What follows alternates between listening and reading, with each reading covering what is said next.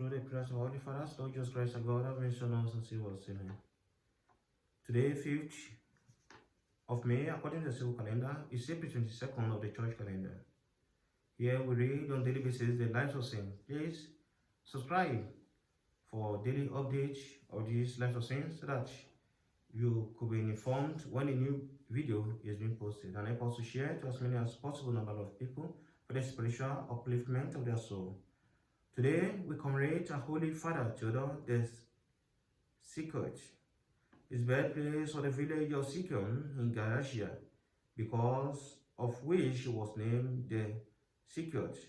While still a 10-year-old boy, Theodore gave himself to strict fasting and all-night vigils under the eye of an elder Stephen, who lived in his house. His mother, Maria, was a rich widow and intended her son to devote himself to a soldier's calling. But St. George appeared to him in her sleep and told her that Theodore was destined for the service not of an earthly king, but of the King of heaven. St. George also appeared to Theodore many times, either to instruct him or to save him from some danger in which the evil demons had placed him. He also had several visions of the Most Holy Mother of God. Theodore's asceticism exceeded in his severity the asceticism of all other ascetics of his time. He tormented his body in hunger and thirst and high on guidance, and standing all night in prayer. All this only to link his soul in love to God and to achieve total misery over his body. The merciful Lord's love responded to Theodore's love. He gave him great power over evil spirits and over all his and pains of men. He became known on all sides as a miraculous healer. For his great purity and devotion, he was chosen against his wishes as Bishop of Anastasiapolis. He spent 11 years in episcopal service and then begged God to release him from this service in order to devote himself again to his beloved asceticism. After that, he returned to his monastery, where in old age he gave his soul to the Lord, for whose sake he had undergone so much voluntary suffering. He died at the beginning of the reign of the Emperor Heraclius in about year 613. The Holy Martyr Leonid, the father of Origen, he suffered for Christ in Alexandria in year 202. First, by an imperial decree, all his goods were confiscated, and then he was condemned to death. Origen wrote to his father in prison, "Father, do not worry about us, and do not flee from martyrdom on our account." Our Holy Father, the monk Vitalis, in the time of Patriarch John the Merciful, a young monk appeared who, as soon as he arrived, compiled a list of all the prostitutes in Alexandria. His way of asceticism was exceptional and singular. During the day, he hired himself out for the heaviest work, and at night he went into the boates, gave the money he had sent to some prostitutes, and shut himself in a room with a face for the whole night. As soon as he had shut the door, Vitalis begged the woman to lie down and sleep, while he spent the entire night in a corner of the room in prayer to God for that sinner. So he kept the sinner from sinning even for one night.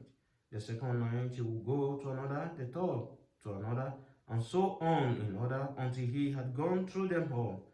Then he went back to the one with whom he had started by his counsel.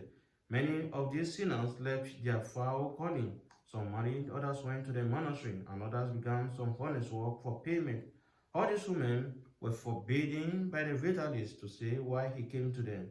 As a result, he became a scandal to the whole of Alexandria. People reviled him in the street, spat on him, and buffeted him, but he bore it all patiently, revealing his good works to the Lord, but concealing them from men. When he died, all became known about him. There began to be many miraculous healing over his grave. People came from various places, bringing their sick to it. Spat on by men, he was and is glorified by all seeing God.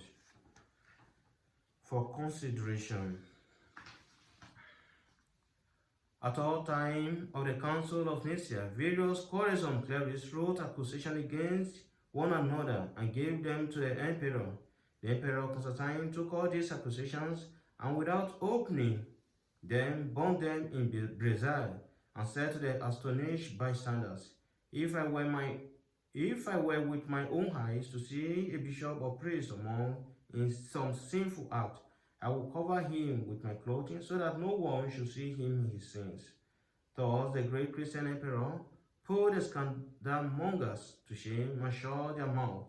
Our Father, forbid us to spy on the sins of others and cause us to be merciless judge of ourselves.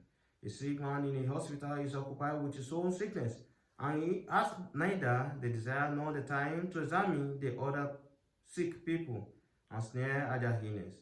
Are not we all in this world like sick men in the hospital?